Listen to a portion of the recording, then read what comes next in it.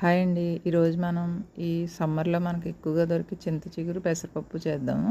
First పెసరపప్పు కడిగేసుకొని stove మీద పెట్టుకోండి. తర్వాత దాంట్లో ఒక ఉల్లిపాయ, 4, 5 పచ్చిమిర్చి, కొద్దిగా పసుపు వేసి ఒక 2 పొంగులు వచ్చాక చింత చిగురు శుభ్రం చేసి పెట్టుకోండి. దాన్ని ఒక్కసారి మిక్సీలో వేయండి. ఆకులు కాడలు ఉంటే పిల్లలు తినరు.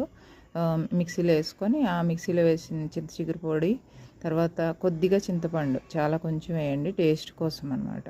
తర్వాత 2 స్పూన్లు కారము, ఒక 1½ స్పూన్ సాల్ట్, ఈ చింత చిగురు పౌడరు మొత్తం అన్నీ వేసుకొని కొద్దిగా వాటర్ వేసి ఒక్కటే విజిల్ రానివ్వండి. కుక్కర్ మూత పెట్టుకొని పొడి పొడిగా ఉంటేనే బాగుంటుంది, జిగురు వస్తుంది లేదంటే. స్టవ్ ఆఫ్ చేసుకొని తాలింపు వేసుకోవడం అండి. తాలింపులో ఎండుమిర్చి, కరివేపాకు, మినపప్పు, ఆవాలు, జీలకర్ర, వెల్లుల్లిపాయలు, తర్వాత లాస్ట్లో కొద్దిగా ఇంగు వేయండి.